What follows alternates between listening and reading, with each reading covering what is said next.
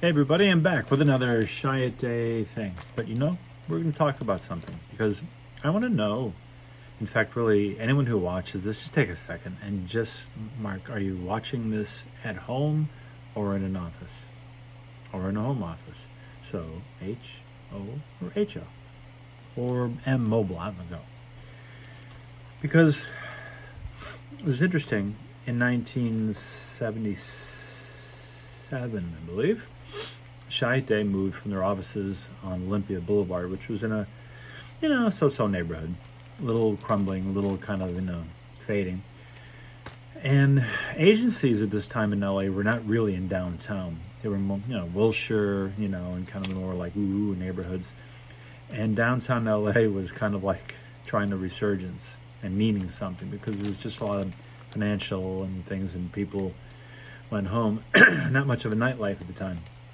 1977. And he was doing work, or they were doing work, for the Biltmore Hotel. And it was like, wait a minute. The owner of the Biltmore was actually, I think, an architect or something like that, an artist, and kind of pitched to Jay, well, yeah, you could move your offices in here, of course, but you want to do something different? Do we want to still have doors and all that kind of stuff? And that was the first time when Chiat Day, and Chiat Day was the one, you can love or hate for this, started to challenge the physical space of an ad agency. When you went into the Biltmore, there were almost no doors, even on offices that looked like they should have doors, and there were a lot of cubicles. It wasn't really that different if you were there right now, but at the time, you could feel more of a buzz and more of a flow of energy than you would normally get in halls, Mad Men, right? Now the thing is, Chiat Day was there at the Biltmore until they were going to move into their Klaus Oldenburg, Frank Gehry, thing. But what happened was, when they, even at the Biltmore offices, they had a model of the new upcoming, building there in the lobby. But guess what? When they first did excavation there, they found, hazardous waste, which put a long, long, long delay on it. And since they told the Biltmore we were going to be out, probably what I would bet most people's favorite Chiat Day offices was the warehouse. During difficult times, but what a space that was. And it was not planned. They had to find something in a hurry, throw something together, and what did? They talked to Frank Gehry and said, look, the building we want to do, we don't know when we're going to move into that. We need something for a few years, maybe. Let's put something together. And Frank Gehry said, sure. MDO plywood, raw exposed wood, we'll make some, It was so unelegant, those 2x4s and plywood cubicles, that were there for everybody. And it was interesting that the layout of the warehouse was so open and free and so cruddy in a way, in a cool kind of a hip way, but had these enormous graphic boom touches. The fish. Frank Gehry was obsessed with fishes. And it had that thing where you were outside, you couldn't really hear the person on the other side, or it had some weird sound effects that were kind of cool for having meetings, and the fact that that was the big room, and it was open on both ends. So you had that. You had house ball. It was like a ball that rolled through a house and caught up in a ball of twine, chairs and different things. And they had the ficus tree, for us. They wanted. Chiat Day is continually, because of Jay, more than anything else, let's call it what it is, always wanted to push forward into the future. If he had lived longer, or not sold out and left, who knows what he would have done with Chiat Day in technology at that time.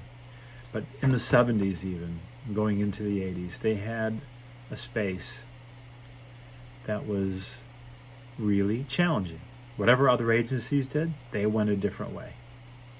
And now, and then we went through that phase where everyone had pool tables and and pinball machines and bars and, rooms full of toys and all that, which was a good idea taken extreme because everybody had it. Even shitty agencies had fun offices, right? In my own office that I had in 2000, around 2000, 2002, was, I'm just going to have to, I could show you pictures, but no, just imagine. You came down a hall and you had two doors and there were images on both doors and they switched different kind of images that presented a lady or the tiger sort of thing. And if you chose the wrong door, that was locked and the other one was open. And then when you walked in, you tripped a beam and you were just dazzled in bright light with all these kind of white veil spaces and a little sign that said basically, before you come in any further, you got to leave your preconceptions about business and everything else at the door, or which one takes you out. You had to part through all these veils, and then you came into and you saw one of those bait shop signs with the light up arrow that had some kind of international greeting, funky there, and the reception desk that had a mannequin, because in most agencies, receptionists were like about that smart and about that good looking, if you know what I mean. So we had a mannequin and a curved wall went behind it that just had pinned up all our latest work. But then we had a space that was right behind that big light up sign. And, maybe I'll post pictures, whatever. But the point is, you can imagine this, I hope. It was covered in pillows, white bed pillows, all the way around. It was like a bunker kind of effect. And why? Because this is the room that we went into first when we arrived and when we left as we left. Like a pillow. End of your day, beginning of your day, you have a relationship with it, so I had that. And inside there were these colorful lockers where everyone had to put a picture of themselves on it at the time of the life when they liked themselves the least. And our mailroom and whatever was there.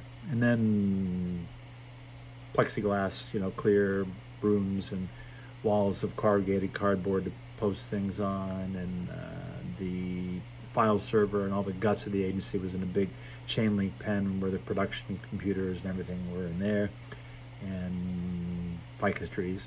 Yeah, I stole that. And a library and a kind of a quiet area where you just went to chill. So I'm just telling you about what I did, inspired by Jay Chiat. And you see, the point is that these big marks he made along the history of Chiat Day was looking at humanity, and he knew change was coming. And how do you anticipate and work with change? Mobile technology, right? The idea that you can work from anywhere. Everyone hated the mobile office thing. Everyone hated it. Oh, I want my phone. Of course, the best offices always have a mix of shared, open communal spaces, small work group areas, and increasingly private spaces. Now, for people who say, I need to have an office, I have to own my space, I have to, there should be enough for those kind of people. And then there are social people.